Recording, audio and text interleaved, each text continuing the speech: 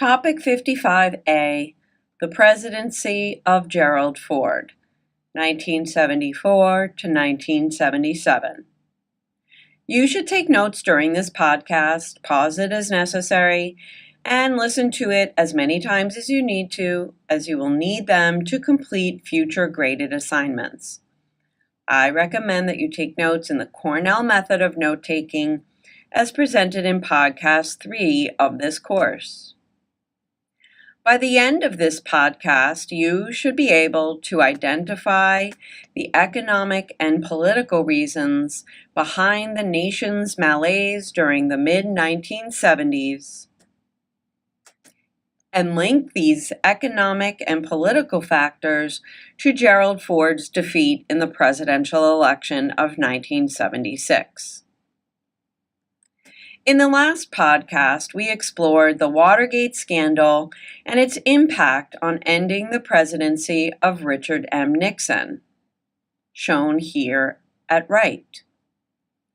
This scandal, as well as several international incidents that affected the American economy, contributed to a profound disillusionment with government in the United States of the 1970s. When Vice President Gerald Ford, shown here at left, became President of the United States after Nixon resigned on August 8, 1974, he inherited a people weary of being lied to by their government.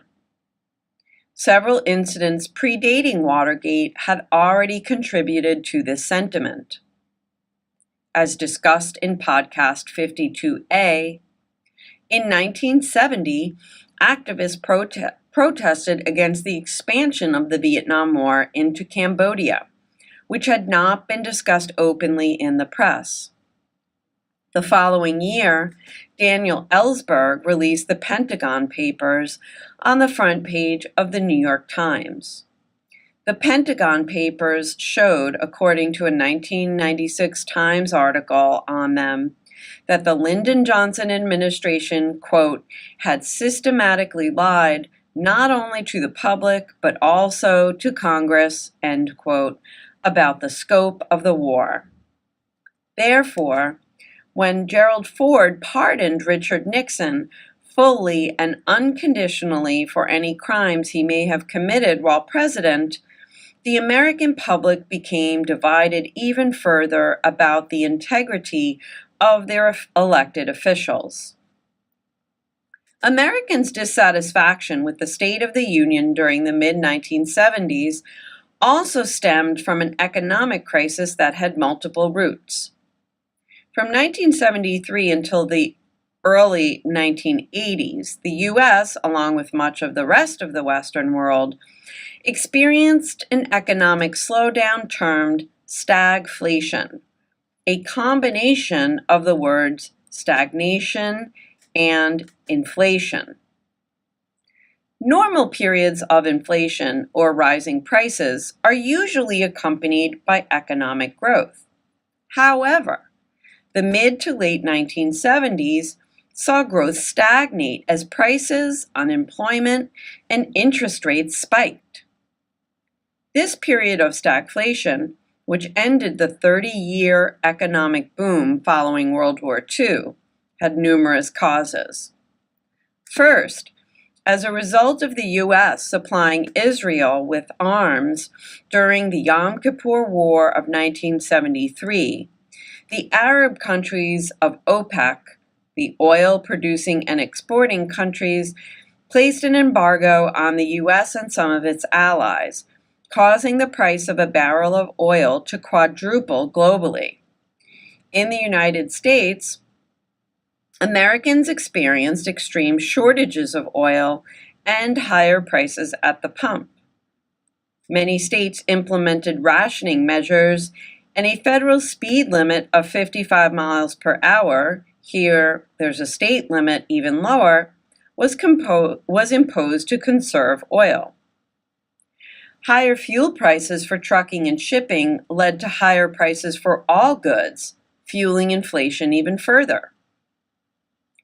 President Nixon had attempted to slow inflation through effectively taking the U.S. off the gold system, in which the value of each dollar was pegged to the price of gold, though economists still debate the impact of that move. President Ford initiated his own Whip Inflation Now program by asking Americans to conserve energy, send him their 10 best ideas to end inflation, and wear these buttons, which many took to wearing upside down, claiming that the resulting acronym of NIM actually stood for Need Immediate Money.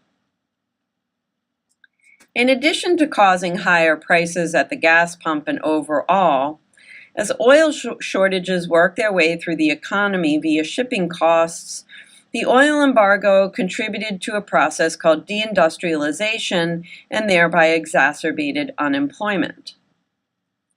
The automobile industry had long been a major driver, yes, pun intended, of the American economy.